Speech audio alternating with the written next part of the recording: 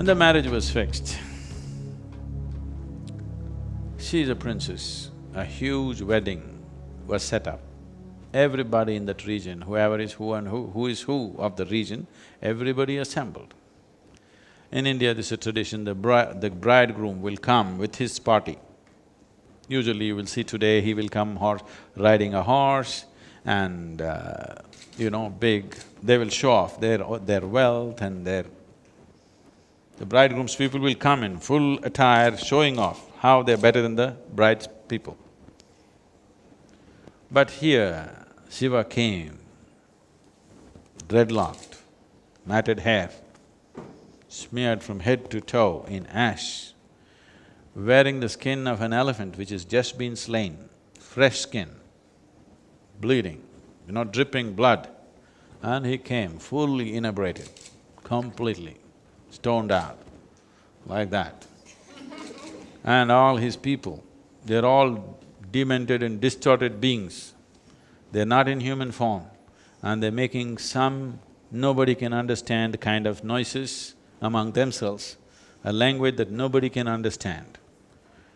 And Meera, Parvati's mother, looked at this groom and she again omaed. Oh no! And she fainted. Then Parvati went and begged Shiva, for my mother's sake, put on a little better, I don't mind the way you are. I just don't mind how you are. All I want is you, the way you are. But for my mother's sake, just show a little more pleasant self. He said, okay. And he put on a very beautiful form, attired himself well. And then he came, and then the people said he's a Sundar Murti, that means he's the most beautiful human being they'd ever seen. He was 9 feet tall. They say when he stood, he was level with the horse's head. This description is there in many scriptures.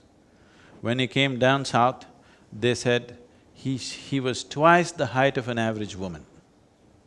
Generally in South India, now it's all mixed up, otherwise, southern Indian people, women were generally 4.5 to 5 feet, less than 5 feet. So they said he is twice that of an average woman, that's how they described here. There they said he was level with a horse's head.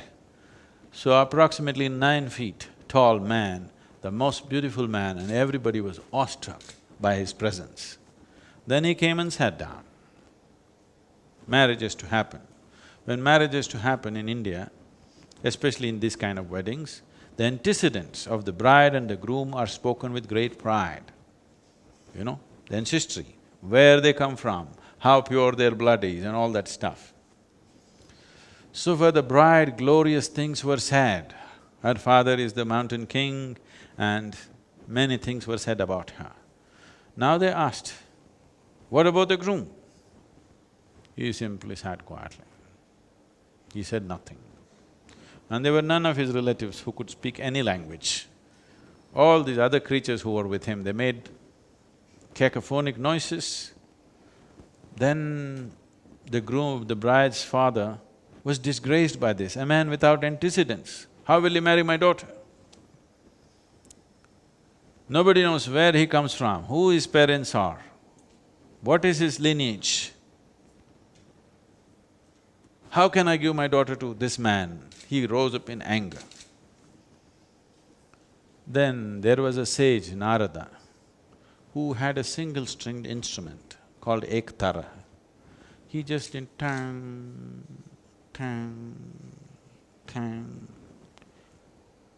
The king got even more angry. What are you doing ektara for? Narada said, this is his antecedents. He has no father, he has no mother. Then what's his basis? Tang. His basis is sound, reverberation. He is just born out of a reverberation. He has no parentage, no antecedents, no lineage. Then the king was freaking, but the wedding happened.